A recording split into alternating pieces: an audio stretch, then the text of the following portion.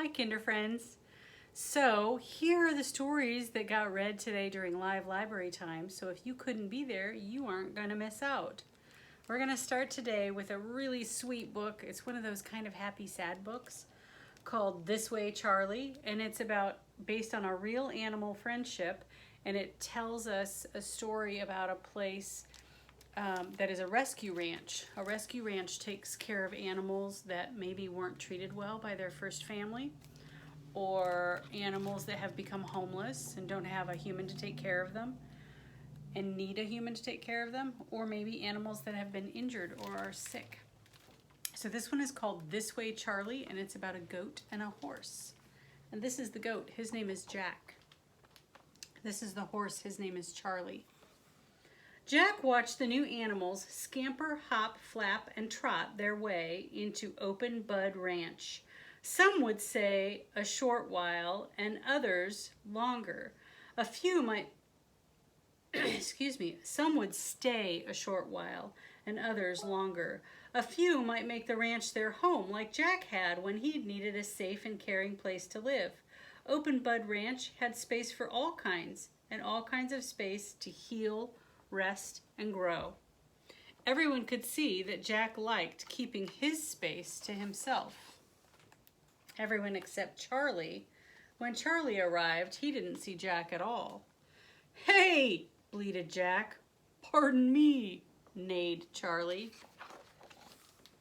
Jack could tell from how Charlie swerved this way but not that way that Charlie could only see out of one of his eyes. Antonia, she's the human that's taking care of them. Antonia explained that once in a while, for different reasons, blindness happened. She couldn't mend Charlie's sight like she had the eagle's broken wing, or release him into the wild like the possums once they'd grown up. But she could give Charlie time to see in his own new way. Antonia said everybody deserves plenty of food, love, and patience. For now, Jack knew that this ranch gave plenty of fresh hay. They groomed with soft brushes, and they always trimmed hooves slowly. Still, he didn't want anything to get too close, too quick, or too loud. So Jack stepped back, and he watched out for Charlie. Charlie whinnied to everyone in a cheerful way, swished his tail, snorted, and stopped to sniff the honeysuckles, the same way Jack liked to do. He chewed thoughtfully and followed the sunlit patches as if he wanted to get to know the whole place. But Charlie couldn't go very far on his own. Sometimes he bumped in an oops way, not in a pushing way. A lot of times he stood still in a lost way. Jack noticed Charlie's eye had a soft glow like the moon, which often guided Jack when he felt lost in the dark. He wondered what Charlie used for a moon. Some mornings, Charlie pawed at a dry patch of dirt. Scratch, scratch, scratch. Hungry, thought Jack, or scared, or maybe lonely. One day, Jack took an extra deep breath of honeysuckles, in for sweet, out for brave. "This way, Charlie," he said, and showed him the way to his favorite field. They grazed and bathed in the sunlight. The next day, Jack did it again. "This way, Charlie." Jack walked a little ahead and on Charlie's seeing side. He slowed down where the trail got steep. He stomped when they reached fresh water. And when it got too hot, he called Charlie toward the shade. "Hey," Jack called. "Hay is for horses," Charlie called back. Soon, the next day became every day. Walk, graze, sunbathe, return. Sometimes a quiet like warm milk filled the space between them.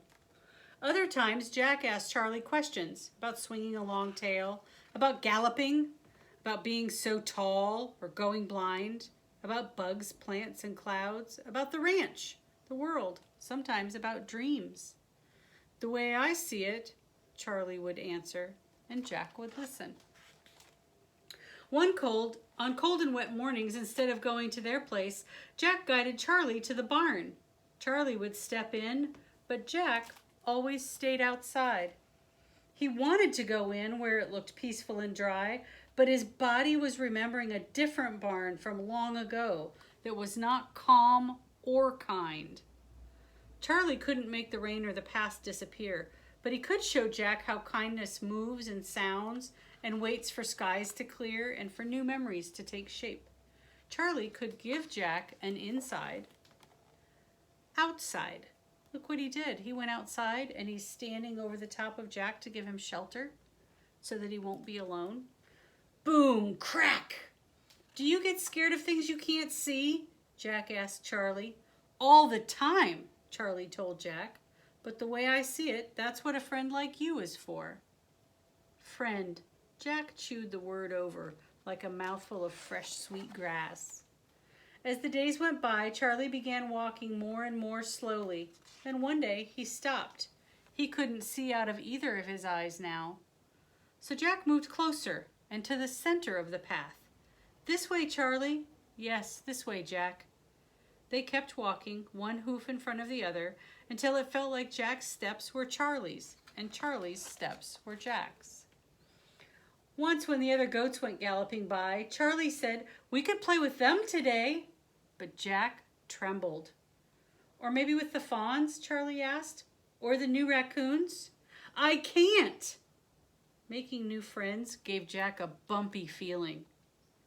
"Let's just say hello, the way I see it." "No, you don't! You can't see it!" Jack got really upset. Charlie was surprised. So was Jack. He hadn't meant to snap so close, so quick, so loud. A new kind of quiet filled the space between them. It felt like a swallow of dry, rotten grass rumbling around in their insides. Maybe that's why they didn't notice that the sky was rumbling too. Boom! Crack! Rain came pouring down so fast and thick that Jack couldn't see Charlie. Wind howled so loud that Charlie couldn't hear Jack. Trees bent and fell and tangled and trapped Charlie.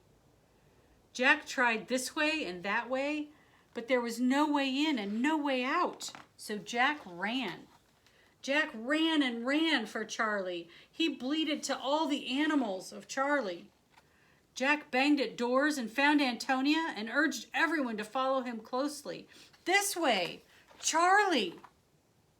The mud was thick and the branches were strong, but the whole ranch working together was stronger. Finally, Charlie was free. Jack led the way inside. This way, friends. Everybody huddled together. Jack whispered, "I'm sorry." And Charlie whispered, "Thank you." The barn filled with all kinds of snores, dreams, and a quiet that neither Charlie nor Jack could see, but both could feel was splendid and warm. Like the sun that rose the next morning.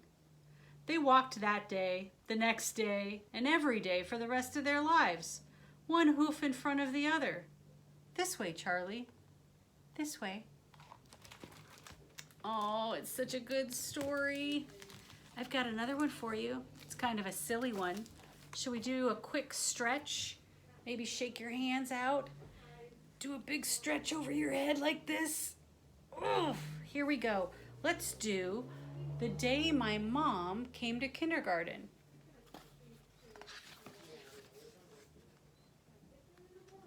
Here we go. I liked kindergarten from the very first day.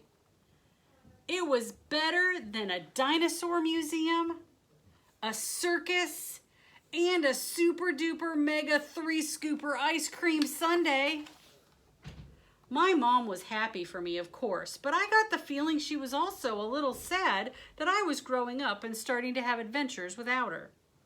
So one morning when I was standing in the line outside the kindergarten door, instead of saying goodbye, I asked her if she'd like to come inside.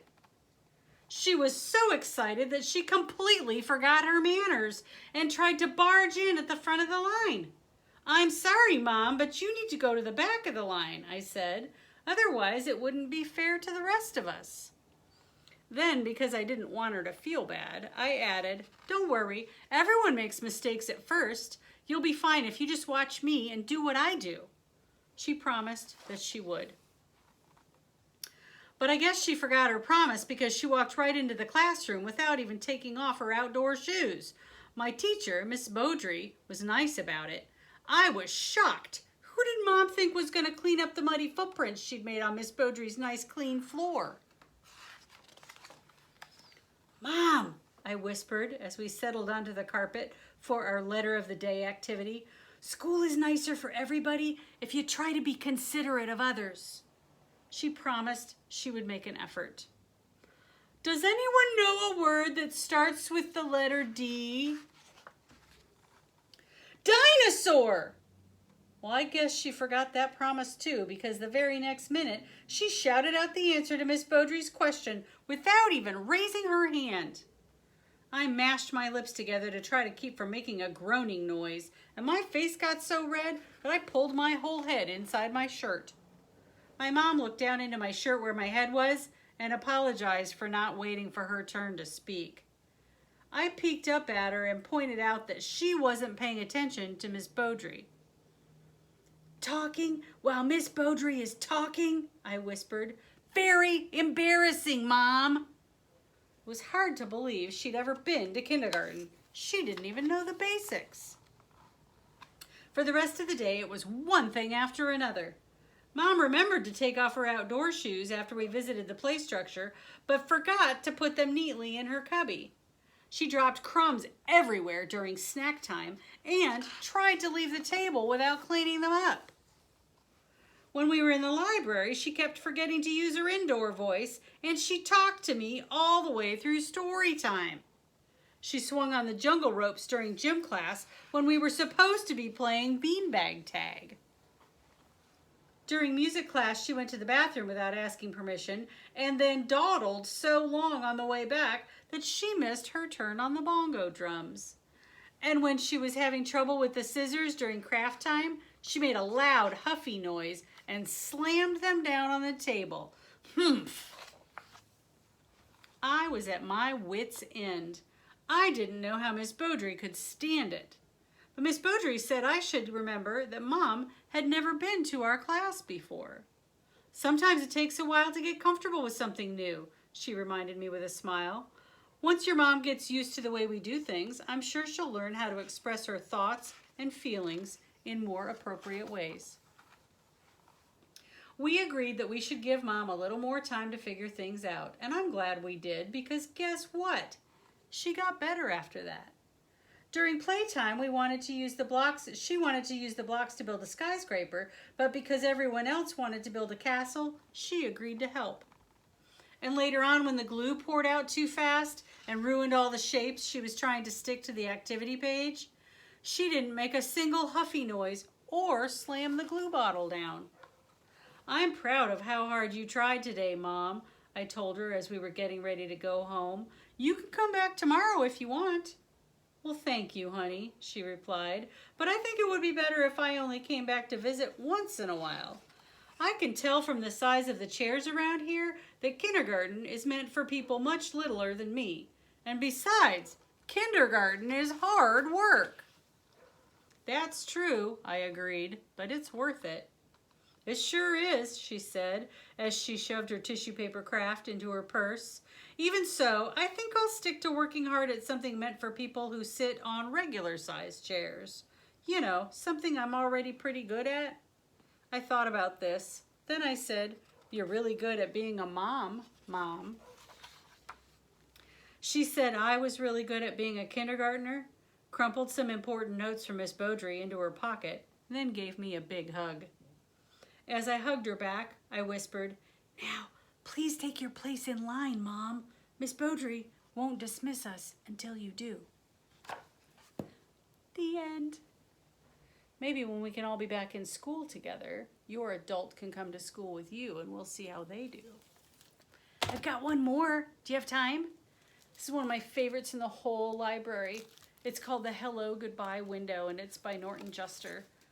I love it so much and I love the artwork in it. It's about grandparents. Nana and Poppy live in a big house in the middle of town. There's a brick path that goes to the back porch, but before you get there, you pass right by the kitchen window. That's the Hello Goodbye window. It looks like a regular window, but it's not. The kitchen is where Nana and Poppy are most of the time, so you can climb up on the flour barrel and tap the window and then duck down and they won't know who did it. Or you can press your face against the glass and frighten them. If they're not in the kitchen, you can't do any of those things and you have to wait until next time. If they see you first, they wave and make silly faces. Sometimes Nana peekaboos me, which always makes me laugh, so I get a lot of extra fun and hellos before I even get inside. Just look at the kitchen. It's so big. It has a table you can color on and lots of drawers to take stuff out of and play with. But you can't touch anything under the sink because you could get very sick. There are shelves full of glass jars with lots of everything in them, a step stool so I can wash my hands, and all kinds of pictures from the olden days. Nana says she even used to give me a bath in the kitchen sink when I was little. Really? Sometimes Poppy plays his harmonica for me. He can only play one song, Oh Susanna, but he can play it a lot of different ways. He can play it slow or fast, or he can play it sitting down or standing up. He says he can even play it and drink a glass of water at the same time, but I've never seen him do that. When I stay over, we have our supper in the kitchen too, and when it's dark outside, we can look at our reflections in the window. It works just like a mirror, except it's not in the bathroom, and it looks like we're outside looking in. Poppy says, "What are you doing out there? You come right in and have your dinner." And I say, "I'm in here with you, Poppy." And he looks at me in his funny way. Just before I go to bed, Nana turns off all the lights and we stand by the window and say goodnight to the stars. Do you know how many stars there are? Neither do I, but she knows them all.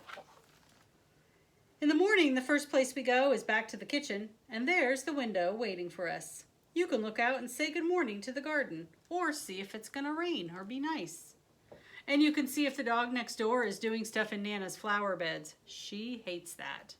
Sometimes Poppy says in a real loud voice, "Hello world, what have you got for us today?" Nobody ever answers, but he doesn't care. Poppy makes breakfast. He says it's his specialty. My favorite is oatmeal with bananas and raisins that you can't see because he hides them down inside. I find them all. When I get dressed, I help Nana in the garden. It's a very nice garden, but there's a tiger who lives behind the big bush in the back, so I don't ever go there. I ride my bike too. Not in the street, please. Or I collect sticks and acorns. Not in the house, please.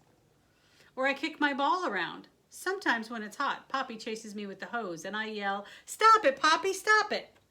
When he does stop it, I ask him to do it again. Nana just shakes her head.